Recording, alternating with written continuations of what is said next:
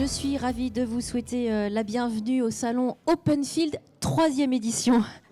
À l'initiative des équipes de Bioline Openfield, comme son nom l'indique, eh bien c'est le premier salon au champ 100% dédié à la dynamique de la 3e voie de l'agriculture. Nous sommes au cœur du salon, au cœur des champs.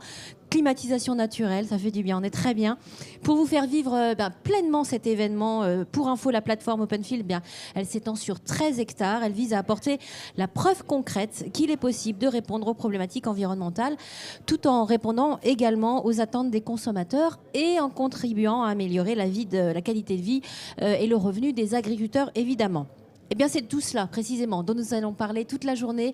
Voilà, sur ces plateaux, des échanges, des débats avec ceux qui font l'agriculture d'aujourd'hui et évidemment de demain. Et pour ce premier plateau, je suis ravie d'accueillir Laurent Martel, vice-président agriculture in vivo. Olivier Descroisettes, bonjour, directeur d'Openfield. Michel Prug, bonjour, vous êtes vice-président agriculteur in vivo. Et Nathalie Bigonneau, vous êtes directrice de région pour Arvalis. Je vais démarrer avec vous, Laurent, vous êtes DG Bioline by InVivo, je me suis trompée dans votre titre, ça démarre bien. Expliquez-nous quelle est peut-être la particularité de cette 3e édition qui se fait sous le soleil. Là, vous êtes gâtés, je dois dire. Alors, bonjour à toutes et à tous, très heureux d'accueillir aujourd'hui par ce beau temps tous ces visiteurs en nombre sur la plateforme Openfield de Milly-la-Forêt. Donc je voudrais d'abord dire quelques mots de remerciement. J'y reviendrai, mais Milly-la-Forêt, Openfield, c'est une plateforme que l'on veut proche de nos partenaires de l'agroalimentaire. Et je voudrais saluer la présence notamment de Tereos, Mondelez et en plus en interne dans le groupe de Semons du Sens. C'est une plateforme où nous accueillons nos partenaires, Arvalis, les syndicats, les interprofessions sont là. Et puis bien sûr, je voudrais aussi remercier l'équipe Bioline qui a beaucoup travaillé pour préparer cette plateforme. Je pense à l'équipe de l'offre avec Simon et Marion. Je pense à l'équipe de Jean-Sébastien de Bioline France pour accompagner tous nos visiteurs. Je pense évidemment à l'équipe d'Olivier d'Agrinovec, particulièrement Arnaud et Mathilde qui ont beaucoup œuvré. Et Thomas avec Émilie pour toute cette organisation. Merci à tous et je pense qu'on va passer une superbe journée. Et je crois aussi, ouais. Et pour revenir à votre question, voilà, la particularité de cette 3e édition. La particularité d'Openfield en général, c'est qu'on a vraiment la volonté sur Openfield de montrer en agronomie ce qu'il est possible de faire dans ce qu'on appelle la transformation de l'agriculture, la 3e voie de l'agriculture, c'est-à-dire concilier à la fois la production en quantité, en qualité, tout en tenant évidemment de plus en plus compte du respect de l'environnement, sous l'angle du carbone, de la biodiversité notamment, et tout ça avec un futur positif pour l'agriculteur, que ce soit dans sa qualité de vie ou dans son revenu. Olivier Descroisettes, vous êtes sur le pied de guerre depuis 5 heures du matin ? Il y a du monde déjà. Alors on va entrer dans le détail. Concrètement, Olivier, qu'est-ce que les gens vont pouvoir découvrir ici ? Effectivement, comme disait Laurent, la plateforme a la particularité qu'on va pouvoir découvrir de nombreuses cultures. Ouais. On a souhaité adresser, je dirais, non pas la ferme France, mais en tous les cas, tout ce qui est élevage, tout ce qui est culture industrielle notamment, et puis toujours notre classique, colza, blé, orge, que l'on voit à peu près partout en France, mais aussi revisité avec l'introduction du soja dans la rotation. Et donc, l'esprit de la plateforme, c'est de se dire, OK, voilà les différentes rotations que l'on peut trouver et on a souhaité décliner la 3e voie de l'agriculture au travers de la thématique bas carbone, réduction d'IFT, agriculture de conservation des sols, tout en comparant avec un témoin, donc notre agriculture conventionnelle. Et l'esprit, c'est vraiment de se dire, c'est pas d'opposer, on va dire, les différentes formes d'agriculture, mais c'est de voir, voilà justement, où est-ce qu'on peut trouver des solutions, des leviers pour permettre aux exploitants, comme disait Laurent, d'améliorer leur coût de production et leur marge, tout simplement. Voilà, donc on l'a compris, 4 grandes thématiques cette année. Openfield, c'est aussi un site internet. Exactement, en fait, je dirais l'esprit même d'Openfield, c'est un écosystème ouvert sur lequel donc typiquement les instituts techniques comme Arvalis sont présents également pour nous accompagner sur des conduites innovantes, même du prêt de matériel, puisque la ferme de Boenneville est juste à côté de l'institut technique où il y a des échanges avec les équipes. Et au final, c'est de pouvoir partager avec les gens de la distribution agricole les résultats de tous les essais et ensuite de pouvoir les consulter sur le site internet, donc 3VA Openfield, où je dirais tous les résultats sont présentés sous forme d'indicateurs très simples. Et point important, c'est ouvert à tout le monde. Il n'y a pas besoin d'un code d'accès.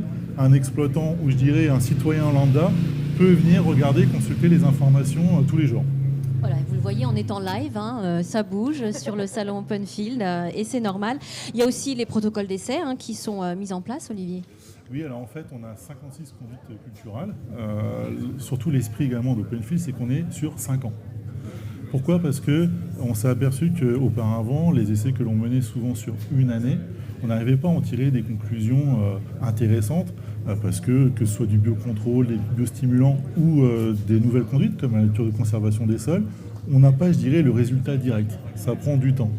Et donc, de pouvoir travailler, d'avoir l'opportunité de travailler la plateforme sur 5 ans, ça nous permet justement de voir loin, de voir les choses qui se mettent en place progressivement sur la parcelle. On prend le temps. Nathalie Bigonneau, merci d'être là. Je rappelle que vous êtes directrice de région pour Arvalis. Alors vous organisez, vous aussi vous êtes sur les pieds de guerre, on peut le dire depuis quelques temps. Vous organisez à partir de demain les Culturales, un salon complémentaire à Openfield en fait. Tout à fait, les Culturales auront lieu demain et après-demain, les 14 et 15 juin, à Congerville-Thionville, donc tout près d'ici finalement. Et certes, c'est organisé par Arvalis, mais on ne le fait pas seul, on le fait avec 40 partenaires et 280 exposants, dont évidemment Bioline fait partie. Et je crois que l'ensemble de ces partenaires et exposants partagent finalement le même objectif que nous, c'est-à-dire d'apporter des solutions nouvelles, ça a été dit, aux agriculteurs. Et c'est tout l'intérêt de ces salons de plein champ, puisqu'on est sur un métier du vivant, un métier de l'agronomie, où finalement beaucoup de choses se passent par l'expertise et par l'adaptation des solutions au territoire et au pédoclimat, d'où l'enjeu sur Openfield comme sur les Culturales, d'avoir ces moments d'échange et d'expertise avec l'ensemble des experts présents. Mais Nathalie, dites-moi, j'ai passé une journée ici à Openfield, pourquoi j'irai 2 jours aux Culturales ? Parce qu'on va retrouver des sujets complémentaires et on va aller plus loin sur certains sujets. On va retrouver les enjeux qui rapprochent évidemment des thématiques qui sont abordées ici. Mais on a souhaité, nous, mettre en exergue l'adaptation au changement climatique. C'est un sujet évidemment très très important. Si je prends une analogie par exemple, le climat qu'on a à Avignon aujourd'hui, c'est le climat qu'on aura sur Congerville-Thionville en 2070. Donc il est évidemment stratégique et important pour les exploitations agricoles de s'adapter et d'anticiper ce changement climatique et ça passera par des modifications profondes des systèmes et des productions. Et donc on vous retrouve à partir de demain, quelle heure au Cultural ? 9h, 18h et on sera aussi sur le pied de guerre avec beaucoup de participants et un grand soleil. Et normalement la météo sera favorable. Super. Michel Pruc, bonjour. Vous êtes vice-président agriculture in vivo. Alors l'agriculture et l'alimentation, il y a ceux qui en rêvent, ceux qui la pensent et puis il y a ceux qui la font. Oui, effectivement, c'est un peu ma définition. Comme je dis, il y a ceux qui parlent de la nature et ceux qui la vivent, et les agriculteurs font partie de cela.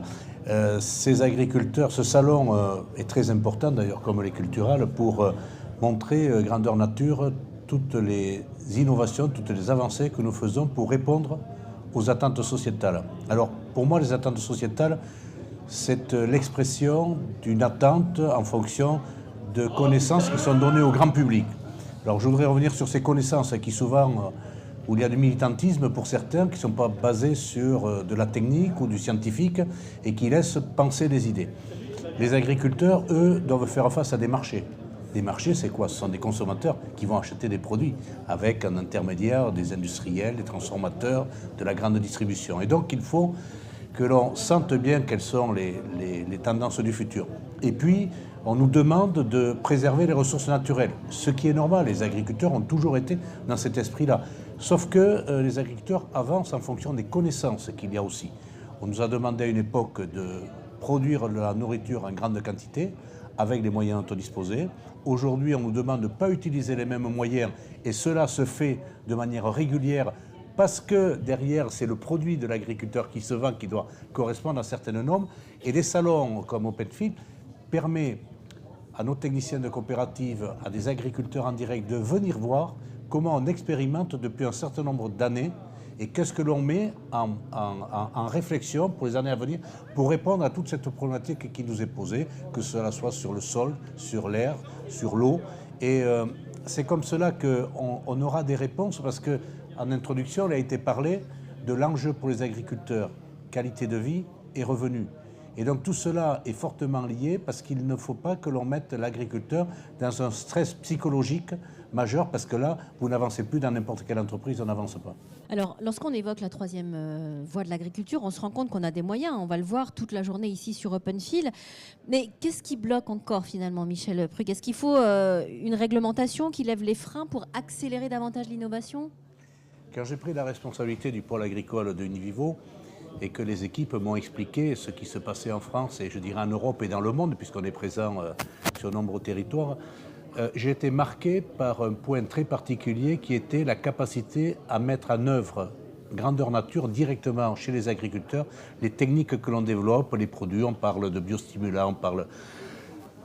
Et on a peut-être un handicap, alors je dirais en France, en Europe et d'une manière générale, à avoir un temps très élevé pour avoir les homologations, pour avoir des réglementations qui évoluent. On nous demande de penser le futur et on est avec les règles du passé. Et en particulier dans l'espace-temps qui est nécessaire, on ne peut pas passer plusieurs années à faire homologuer un produit ou autre, surtout quand on a fait des essais grandeur nature et que l'on sait ce qu'il va produire, et surtout s'il est utilisé ailleurs dans le monde et où on peut avoir du recul. Donc, vis-à-vis des pouvoirs publics, moi ce que j'attends, c'est que l'on donne plus d'ouverture, plus de facilité pour tester les produits et les mettre en marché assez rapidement. Je rebondis, le président de la République, je crois hier, était en déplacement pour parler de la relance industrielle, c'était sur les produits de santé humaine. Eh bien, je ne voudrais pas que dans quelques années, on se rende compte que l'agriculture a été laissée en rase de campagne, c'est le cas de le dire, parce que, je dirais, administrativement, on n'a pas su prendre ou faire prendre les décisions rapidement qui permet d'avoir ce coup d'avance.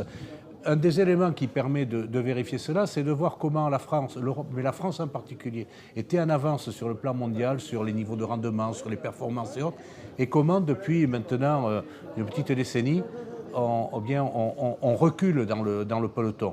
Alors on peut débattre des conditions, des moyens à utiliser. Le débat, c'est normal, il est ouvert et la société doit comprendre ce que l'on fait. Et pour, je dirais, conclure, je suis très heureux d'être sur ce salon et surtout que l'on puisse réaliser ces émissions-là pour qu'elles aillent vers le grand public et le grand public n'écoute pas simplement les Cassandres, mais vérifie bien qu'on est en action et que les solutions de demain, eh bien, elles sont aujourd'hui en action et on prépare la suite. Il nous reste 1 ou 2 minutes. Je voudrais vous faire réagir aux propos de Michel Prug. Laurent, est-ce que vous êtes d'accord? Olivier, je vous voyais aussi opiner du chef et Nathalie sur ce besoin de lever la réglementation, de lever certains freins pour vraiment aller vers cette 3e voie de l'agriculture. D'abord, on ne peut être que d'accord avec son président. C'est vrai, diplomatiquement, voilà. Mais effectivement, aujourd'hui, les moyens de réaliser la transformation attendue de l'agriculture, ils existent. Ils sont présents sur le site ici. On peut relever beaucoup de ces challenges. La question, c'est le déploiement.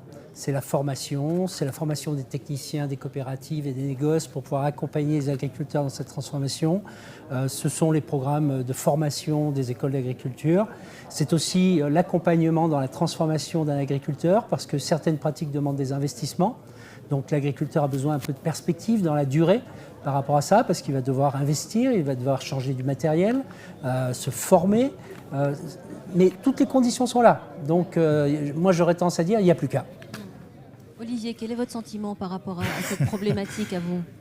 Non, c'est évident que la formation, elle est importante. Pourquoi on invite aujourd'hui les distributeurs sur la plateforme? C'est aussi pour s'ouvrir les chakras. Très clairement, ils ont besoin de voir de nouvelles conduites, de nouvelles façons de voir les choses, et surtout de les voir sur le terrain, en application. Quoi de mieux que de s'assurer que ça fonctionne sur le terrain? On est tous pareils. C'est beau le papier, ok, sur la théorie c'est bien. Maintenant, quand on le voit en application, on est ensuite capable de le relayer auprès des exploitants pour dire « Regarde, j'ai vu ce qui s'est fait, je peux l'appliquer de telle et telle façon, le mettre en action chez toi et ça va fonctionner. » Donc à partir de là, effectivement, la connaissance et le partage de connaissances, dès lors que c'est opéré, eh ben, à mon avis, on y parviendra. C'est le retour que vous avez chaque année, là, c'est la 3e édition, on l'a précisé. Les 2 premières éditions, c'est un peu le retour que vous avez? Mais en fait, c'était notre plus grande satisfaction, même je dirais la première édition, où au début, on voulait, diffuser la 3e voie de l'agriculture. On commençait, il y a 3 ans, à parler de 3e voie de l'agriculture, c'était nouveau. Et notre satisfaction finale, c'est que les distributeurs qui sont venus la première année, ils se sont emparés des conduites culturelles qu'on avait mis en place, des essais. Ils les ont appliqués, comme tu disais tout à l'heure, Nathalie, chez eux, dans leur situation agropédologique. Et au final, on s'est dit, ok, voilà, on a réussi à transmettre un savoir, une façon de penser, et ils l'appliquent maintenant sur le terrain, chez eux, différemment, bien évidemment, mais en tout cas, ils l'appliquent. On l'a dit, c'est aussi un salon, ce sont des pratiques qui vont être ouvertes pour être communiquées aussi au grand public. Comment il vous est venu ce déclic d'ouvrir un salon comme ça, en plein champ, vraiment in situ? Comment c'est venu? Et finalement, on se dit, pourquoi est-ce qu'on a attendu autant de temps? Très clairement, en fait, c'était, je dirais, Thierry Blondinier qui nous a dit la troisième voie de l'agriculture, si on veut qu'elle soit adoptée par le plus grand nombre, il faudra que ça passe par le terrain. Mesurer, prouver, démontrer. Les culturales sont là également pour ça. C'est de voir comment on l'amène à l'exploitant. Nous, on est au niveau distributeur, comment on amène ces informations aux distributeurs, COP et négoce, peu importe. Et donc, à partir de là, l'idée est née de démontrer, de prouver sur le terrain, tout simplement. Nathalie, mesurer, prouver, démontrer, ce que vient de dire Olivier, c'est aussi l'ADN des culturales, évidemment. Tout à fait, s'adapter et innover. Et je crois je partage complètement tout ce qui vient d'être dit, évidemment, et je crois qu'il y a en fait 3 niveaux et 3 temps qu'il faut qu'on travaille vraiment simultanément dans ces innovations en grande culture. Et on peut parler au pluriel sur l'innovation. Premier temps, c'est l'adaptation au contexte de l'année, puisqu'on le voit, les aléas sont de plus en plus fréquents. Et il faut vraiment avoir la capacité, avec des outils de la décision par exemple, de s'adapter en temps réel aux conditions de l'année. Deuxième temps, c'est de travailler à optimiser tous les moyens de production. Ça a été dit évidemment, il y a des enjeux très stratégiques et des défis à relever pour garder ces moyens de production et les optimiser. Et puis le troisième temps, c'est de voir encore un peu plus loin, de préparer le après en allant chercher de la recherche plus moyen terme, par exemple sur du microbiome ou sur de la biodiversité au service des enjeux de type santé des plantes. Donc travailler simultanément tous ces temps pour innover et apporter des solutions à l'ensemble des agriculteurs et de leur filière. Même question qu'à Olivier, comment vous est venu ce déclic d'avoir envie d'installer en plein champ, in situ finalement, ce salon des culturales? C'est parti d'où? Une demande Une demande clairement, et des partenaires et du terrain et des agriculteurs. Et puis rien de mieux que d'être en réel, donc en plein champ, en extérieur, pour illustrer, pour partager et pour co-construire ensemble les innovations de demain. Et qu'est-ce qui ressort des précédentes éditions? J'imagine que vous adaptez chaque année en fonction des demandes, des critiques aussi. Qu'est-ce qui est formulé à l'issue? Une réelle attente terrain. Ça fait 10 ans qu'on était parvenu avec les culturales sur le bassin parisien, donc on tourne aussi en fonction des territoires, puisqu'on sait bien en gros que les gens se déplacent à 2-3 heures de route autour du site où on s'installe. Donc une réelle attente des territoires, et puis on voit que les sujets ils avancent d'année en année. Cette année par exemple il y aura un exergue particulier mis sur la sécurité alimentaire, qui est redevenu d'actualité avec malheureusement la guerre en Ukraine, mais aussi parce qu'on est dans le bassin parisien et qu'on a 12 millions de consommateurs à notre porte et qui sont en attente de produits sains, loyaux et marchands, et on a des productions en quantité et en qualité que l'ensemble de la structure et des filières sont capables de s'organiser pour produire ça aux consommateurs. Open Field et culturales, finalement, est-ce que ce ne serait pas une idée de les déployer sur tout l'Hexagone? Ah, quel boulot! Alors, on a une version vigne qui existe. Et effectivement, c'est une réflexion qu'on conduit de se dire... dans le sud-ouest, en région, et on sera totalement ouvert à accompagner des partenaires, de coopératives. Il y a des demandes dans ce sens, Laurent? Il y a des demandes, il y a des demandes qui émergent de plus en plus, et on est complètement disponible en tant qu'équipe pour accompagner des projets qui seraient demain plus régionaux. Voilà, on pourrait imaginer en 2024 ou 2025 un open field sur tout l'Hexagone. Il restera ici. Comme l'a dit Olivier, on est là pour 5 ans justement parce qu'on veut montrer dans la durée l'impact des pratiques que l'on met en place, mais ça n'interdit pas dans les sables des Landes ou dans d'autres régions avec des conditions pédoclimatiques différentes de regarder, de tester les mêmes approches. Michel, un dernier mot? Vous savez, pour InVivo, qui est le regroupement de plus de 200 coopératives françaises qui représentent leurs agriculteurs, la mise en commun de moyens techniques et financiers est quelque chose d'essentiel pour apporter les réponses pour l'agriculture de demain. Et donc Open Field aujourd'hui permet de vérifier cette réussite sur des programmes 5 ans, 6 ans, 7 ans, et vérifier qu'on n'est pas dans l'immédiateté, on est vraiment sur du travail moyen et long terme. C'est pour ça qu'il ne faut pas perdre de temps et qu'il faut prendre son temps. Vous voyez un peu l'équilibre qu'il faut trouver. Alors moi je suis très heureux que sur la transformation de l'agriculture telle qu'elle nous est demandée, eh bien, on soit vraiment en action et non pas uniquement en réflexion théorique, mais bien en action, sur le terrain, en relation avec les agriculteurs et tous les conseillers qui les accompagnent sur le terrain. Et c'est ce qu'on va voir tout au long de la journée. Merci infiniment à tous les 4 d'avoir ouvert cette 3e édition du salon Open Field. On va se retrouver, nous, dans quelques minutes pour un plateau numéro 2. Et puis, en attendant, comme on parle innovation, on a évoqué cette thématique, et on va rejoindre Robin, qui est notre JRI, qui va sillonner les champs toute la journée, bien accompagné. Il se balade sur la plateforme. Il est, je crois, ce matin, sur ce premier reportage avec Frédéric Dupont, qui est directeur des opérations Magrotech, et on va parler technique agricole au service de la qualité de vie des agriculteurs. On le rejoint tout de suite ou dans quelques minutes. Et puis nous, on se rejoint tout de suite après sur le plateau numéro 2. À tout de suite. Merci.